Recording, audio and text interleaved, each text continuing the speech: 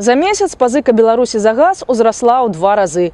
Еўрарадыё высветліла, ці можа насельніцтва, так же як і краіна, не плаціць за камунальныя паслугі.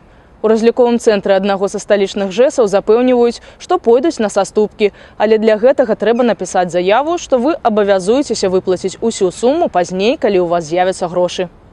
Прийти конкретно, разговаривать с начальником, просить вот такое, чтобы какие-то там кардинальных мер не предпринимали в отношении к вам. Пишите заявление, прошу там не отключать там коммунальные услуги, я обязуюсь тогда-то платить. Больш за 3 месяца не платить коммуналку вам не дозволять. Платите хоть частку, раясь у ЖЭСе. Хоть какую-то часть пусть заплатит, хоть 1050-60, что видно было, что человек что-то старается, что-то платит. Нагадаем, за месяц пазыка Беларусі перад «Газпромом» выросла на 54 мільёны долараў. На 1 кастрычніка агульная сума пазыкі склала 101 мільярд рублёў. Гэта каля 106 мільёна долараў. Чаму ж беларусы не знаходзяцца ў роўных умовах з краіны, дзе жывуць? Насчитывается пеня. За каждый день просрочки 0,3%. И то есть вот тоже нельзя никак договориться, чтобы пеня не шла? Нет, конечно. Это же все видно, это уже финансовое нарушение. То есть даже если мне не отключат коммунальные услуги, то пеня в любом случае будет идти, да?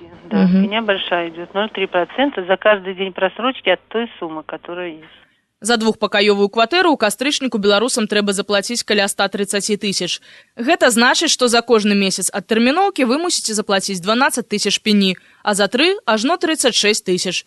Калі б дзяржава аддавала пазыку на тых самых умовах, што і насельніцтва, то за кожны дзень пратэрміноўкі 0,3% пені мусіла б заплаціць ажно 318 тысяч долараў. За месяц гэта амаль 10 мільёнаў долараў.